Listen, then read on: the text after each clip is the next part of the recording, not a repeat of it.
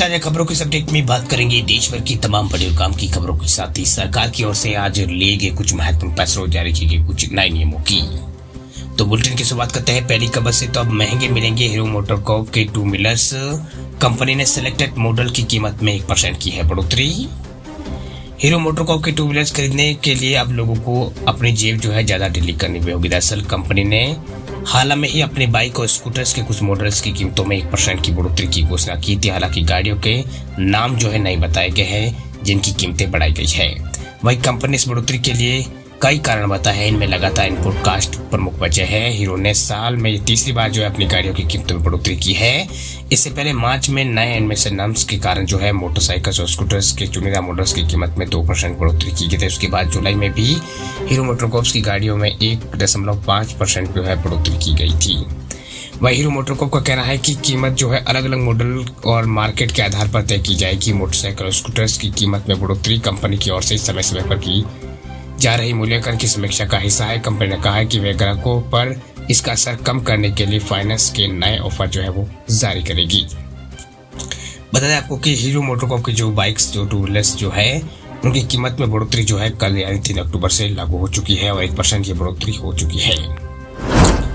बात आप कहते हैं अगली खबर की। तो कल दिल्ली एनसीआर समेत यूपी हरियाणा और जयपुर ग्वालियर में भूकंप के लगे हैं झटके। तीव्रता रही है 4.6। दिल्ली एनसीआर उत्तराखंड उत्तर प्रदेश हरियाणा राजस्थान समेत मध्य प्रदेश के कुछ हिस्सों में जो है मंगलवार को दोपहर 2:53 पर भूकंप के झटके महसूस किए गए। वही रिएक्टर स्केल पर इसकी जो तीव्रता जो है 4.6 रही है। इसका केंद्र जो है नेपाल के बोझांग इलाके में रहा था।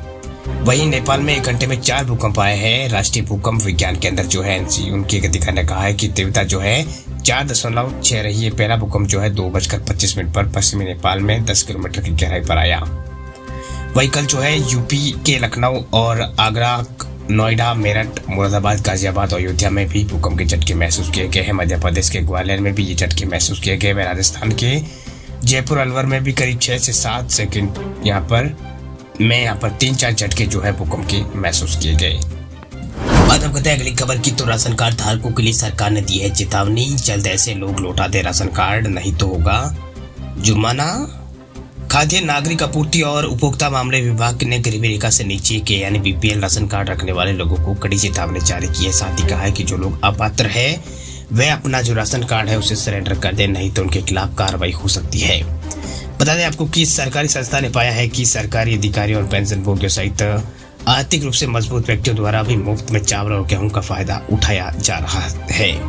वही भारत सरकार ने कहा है कि वह दिसंबर 2023 तक जो है 81.3 करोड़ गरीबों को खाद्य सुरक्षा अधिनियम के तहत मुफ्त राशन जो है प्रदान करेगी। यानी पैसे के तहत जो है सरकार वर्तमान में प्रति व्यक्ति 5 किलोग्राम खाद्यान्न 2 रुपए और 3 रुपए प्रति किलोग्राम पर प्रदान करती है। अंत्योदय अन्न योजना है उसके तहत परिवारों को प्रतिमाह जो है 35 किलो अनाज मिलता है। दरअसल यहाँ आपको पहले रूल यहाँ पर जानना चाहिए था।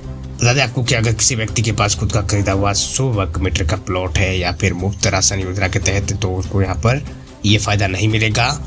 ऐसे में अपना राशन कार्ड जो है उन्हें देना पड़ेगा। भैया अगर आप राशन कार्ड सरेंडर नहीं करते हैं तो जांच हो जाती है और खाद्य विभाग की टीम कार्ड को रद्द कर सकती है। इसके अलावा गलत तरीके से राशन कार्ड अपनाए हुए लोगों पर एक्शन भी जो है वो हो सकता है। इसके अलावा कौन कौन लोग राशन कार्ड के लिए पात्र है तो दादा जिसके पास अपनी कार या फिर ट्रैक्टर या फिर सस्ता लाइसेंस या गांव में 2 लाख या शहर में 3 लाख सालाना से ज्यादा आमदनी है, ऐसे लोगों को फ्री राशन नहीं मिलेगा।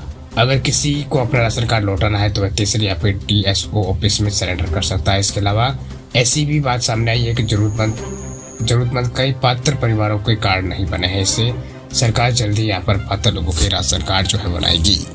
बात अब कहते हैं अगली खबर की। तो अगली खबर है यूपीआई से जुड़ी। सितंबर में 10.56 अरब पहुंचे हैं यूपीआई ट्रांजैक्शन। यह अगस्त में दर्ज 10.58 अरब लेनदेन से थोड़ा कम।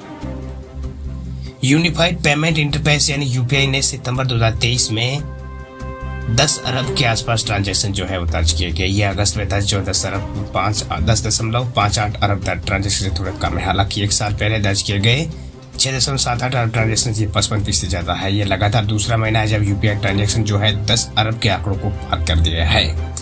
वह national payment corporation of India जो है NPCI उसने एक्स पर पेमेंट सिस्टम के आंकड़े जो है वो जारी किए हैं। NPCI ने ये भी बताया है कि सितंबर 2023 में ट्रांजेक्शन के ओवरऑल वैल्यू जो है 15.8 लाख करोड़ रुपए रही है। वह अगस्त में ये 15.76 लाख करोड़ थी। वही एक साल पहले सितंबर 2022 में ये 11.16 लाख करोड़ थी।